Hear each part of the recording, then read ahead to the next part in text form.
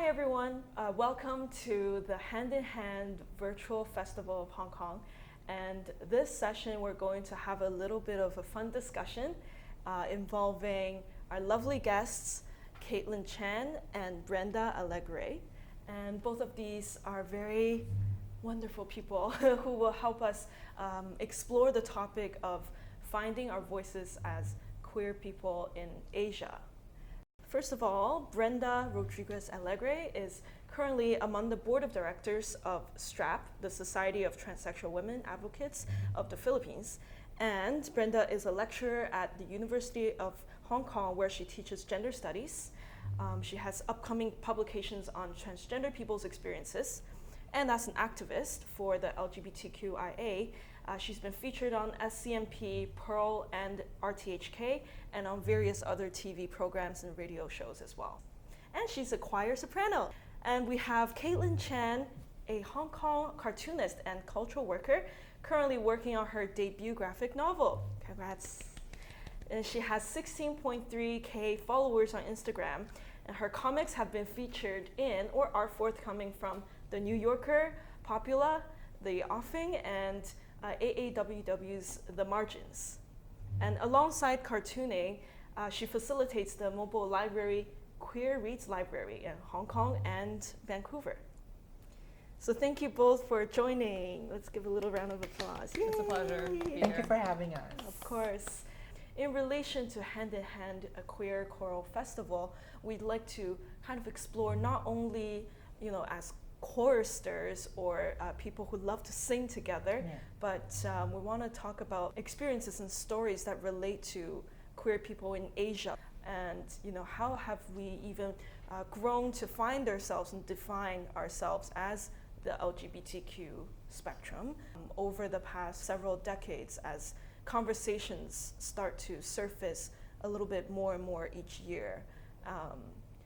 And I think it's interesting that we even have such a virtual festival as this now, which is, is relevant to the fact that COVID and then we cannot gather together. But at the same time, it's such a relevant platform in relation to how LGBTQIA topics have surfaced in media in Asia. And BL, the BL series. BL, yes, becoming more mainstream as well. So I think we can kind of explore how about growing up? What are some of the influences that we as queer people grew up in Asia with when it's so scarce? And how have we looked to some of those icons and images and representations to help us find identity and build who we are as queer people? Yeah. So I grew up in the Philippines. I was born in the Philippines and I grew up in the Philippines. So growing up in the late 70s and 80s and 90s, we didn't have the internet yet. So most of the icons and the cultural figures and narratives that I was exposed to, I usually find them on television or in the movies or on radio. One singer in particular that I was so drawn to in the Philippines is Regine Velasquez.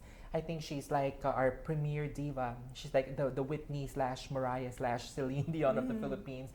So I discovered her in the 80s, and I felt there's something queer about her. I'm a trans woman, and I haven't really seen any trans pop culture figure growing up. So the closest would be the divas, and Regine was one of them locally.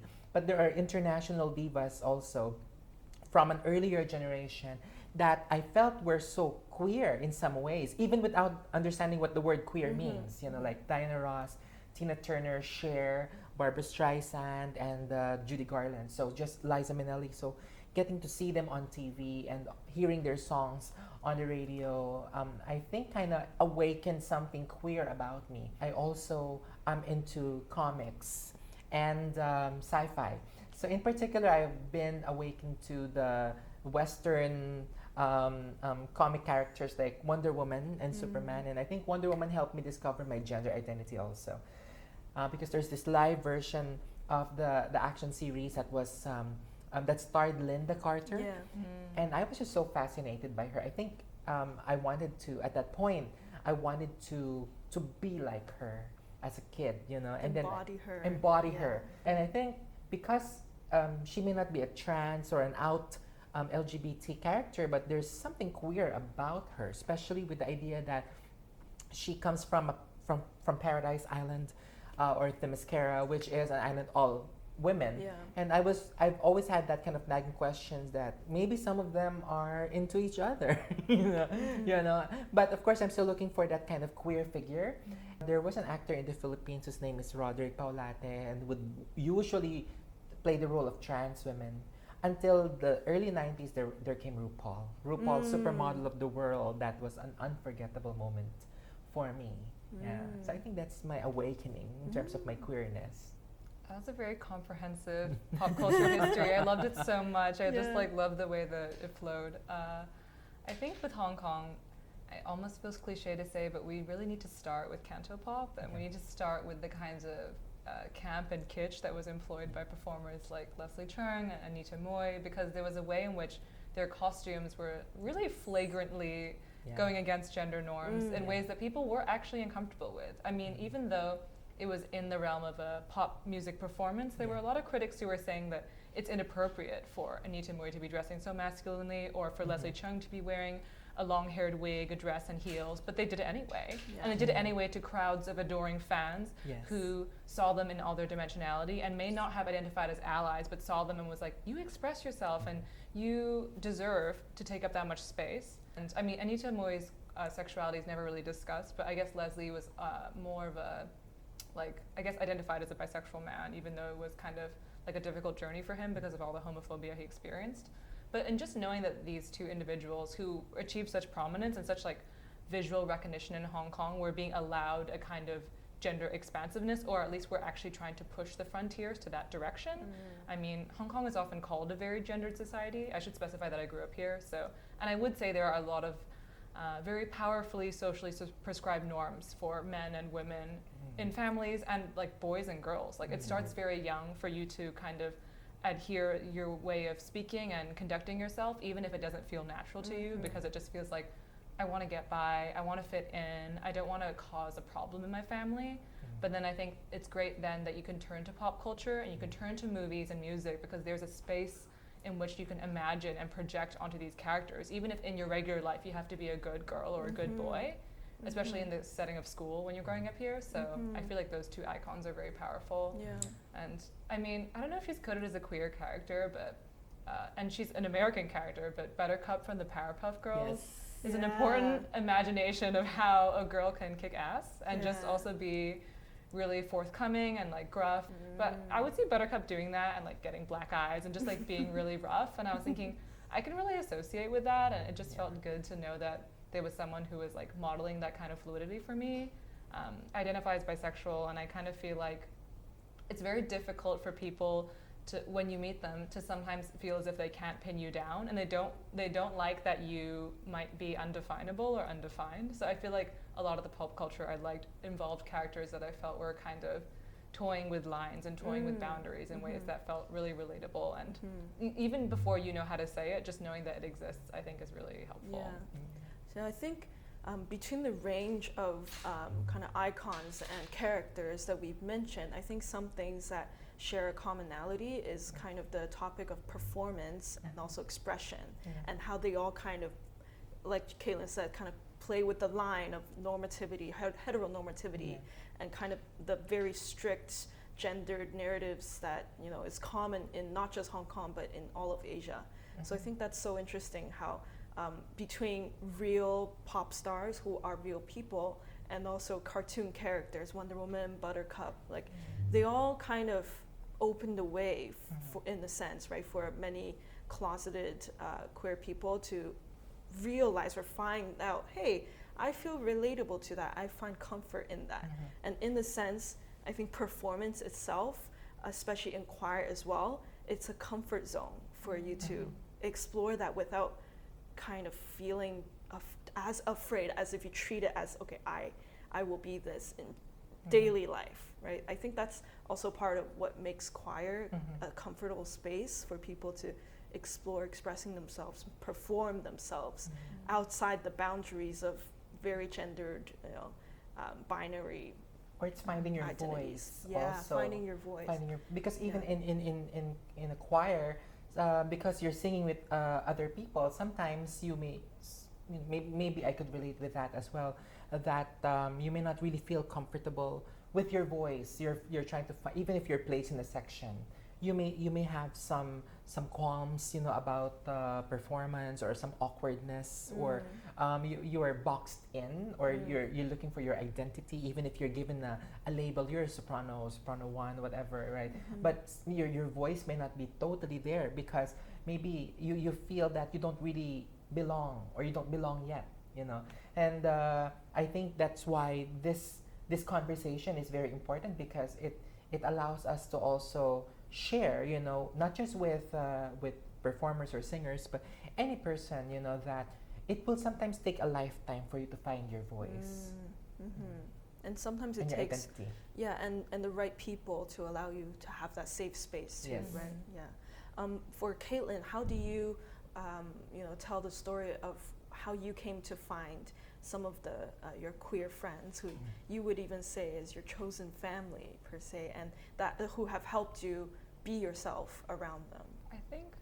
I don't know if this is gonna sound really like hippie and like flowery, but I believe that there is like a cosmic link between all like queer and trans people. Like, I mean, of course not all of us share the same social views, but I just feel as if there has always been a magnet like that is drawing me to other people of diverse sexualities and genders in my life. Like, we find each other, whether it's like at a conference or at a workplace or at a party. Like, it just happens. Like, and of course it's not as if I'm going around asking people, but like there's like this feeling that people are choosing to disclose like certain values or certain parts of their life with me. And whenever people share, something vulnerable about their gender or sexuality with me, I feel like we're having such a sacred moment of like, this person is trusting me enough to share this, and maybe it's because they could see that in me too. Like, I guess in high school I didn't like identify as queer yet, but I was going to a lot of like pride events and like being a very active ally, and like there were a lot of queer people who were like kind of giving me this like face. It's like, you don't know yet, but we love you and we'll support you. And I remember thinking that was just too scary for me to think about at that time, as someone who's raised in like a very strict Christian household, who was actually still like in the 2010s being told that homophobia is like a huge sin. It was very hard for me to internalize my feelings towards other girls and women. So I feel like the friends I met, embarrassingly, I don't know if it's embarrassing, but it's like mainly through the internet. Like, it's through Instagram and through Facebook groups. Like, there was this Facebook group that's called Sad and Asian, where I actually met all the first few like queer and trans friends that I made in Hong Kong. So we became this kind of, it was like around 2018, it was like about 5 of us, and we just started like hanging out pretty much almost every week and having a very robust group chat. We can just kind of like talk about the daily struggles or like issues we're having with our family, or things that we see in culture that we want to discuss. And I didn't realize, it just feels really nice to have people who you can bring your big and small moments to. Like, it's not just like you have some big news you want to share, but maybe you just see something and then you just want to talk about it, and someone actually acts like your perspective on these daily things is worthy. So I feel like the promise of queer friendship is that there's this kind of mutual affirmation and validation, and there's not this fear of being judged that anything you care about is like too silly or too insignificant. Because I feel like growing up as a queer person, you might get told that a lot of your feelings or fantasies are like silly and need to be like put away and closed up. So if you have friends who you can just talk to about like even like an outfit or a hairstyle or a singer or a movie, it's actually a gateway for you to be telling someone like, this really matters to me, and this is helping me like stay alive. And Brenda, how do you feel about the internet as like kind of like a thing that happened to affect your relationship building with fellow queer friends, and also for yourself as well? But I think I'm still trying to get used to the cyberspace, of collectivism, because I was raised, or I grew up from an earlier generation wherein we were about to see how it's going to happen. So I got used to, my initial friends were, at least when we were kids, we were not queer, they were not queer identifying, and we didn't really have enough labels. So in our own language, there were only like very limited terms, that will capture all of the queer possibilities already. So it's just bakla, for all the male assigned, and then tomboy for all the female assigned. And then, so I don't usually hear a lot of people identifying as either bakla or tomboy, but I would be labeled as one by everyone else. And most of my friends as kids and in secondary school were girls. So because I see myself as one, you know, even if everyone else, they keep trying to tug me towards the other direction, you know, and then, you know, try to knock me off my transness. So I wasn't really intentionally looking for other queer people for comfort, not yet. But then in university, when incidentally, a lot of the queer boys, you know, were grouped in one platoon in our mandatory military service, because we had this mandatory military training in the Philippines, kind of similar to what's happening in South Korea also, right? So for 2 years in university, we have to complete our military training. They were identifying who were queer amongst the boys, and then they would put everyone in one platoon, and then they placed me at the very center of that, because I was always overheard singing and at the top of my range. So, and eventually, as a punishment for me in one of those sessions, I was actually made to sing in front of everyone. And the song was "Loving You." Because but was that really a punishment for you? It wasn't. Well, not for me. Exactly. Many Republicans loving you. Oh my Wow. Yeah. So it was an opportunity for me to perform. Yeah. They didn't see that coming. You know? Yeah. So, and eventually, the other queer boys, they were enjoying it because someone who was not afraid to actually be on stage. So I think that eventually helped me realize that there is a community for me of other people who are different, who are queer, right? Even if we were still waiting for the word queer to be more appropriate for us, because I think during that time, queer is also a term that some of us are afraid to acquire, right?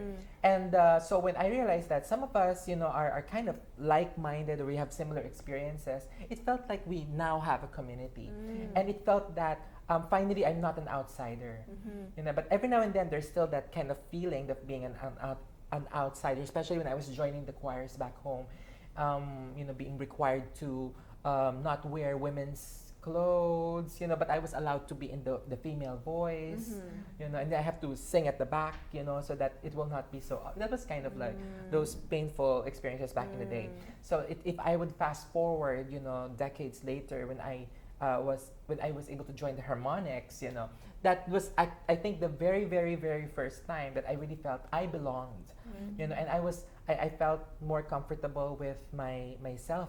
And even if it's too late, you know, I'm at the latter part of my voice is not as healthy as it was, and I kind of lost touch with how it's like to sing in a choir. I felt most comfortable with the Harmonics, where some of you identified as queer, and the rest are allies.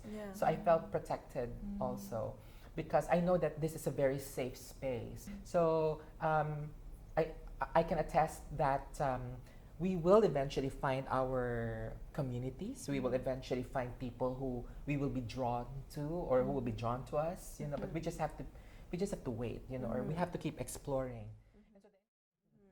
Yeah, from that, I'm thinking about how we've talked about the idols that we've looked to, to the people we've looked for, and those who have found us, while being able to use our voice after we've found it through, you know, looking to and looking from and around. And all of this makes me think of how precious it is for choirs to be there, especially queer choirs, right? Because it's a place where people can feel safe to find their voice at the pace that they are comfortable with, and be around people who they can call family, even without the bloodlines. And so all in all, I think I want to also thank all of the choirs out there who are participating in part of this festival and tuning in today, and continuing to do the work that you are just by being in the choir that you're in, and also helping to run the choir that you are trying to keep alive in many of the Asian countries where queer culture is still not completely visible and represented in media and in popular culture. So thank you all for tuning in today and joining in our wonderful, intimate discussion, and thank you for letting us share with you. Thank you for facilitating this. Thank you, Brenda, and thank you, Kaitlin, for having this wonderful chat. Thank you. Thank you. Thank you.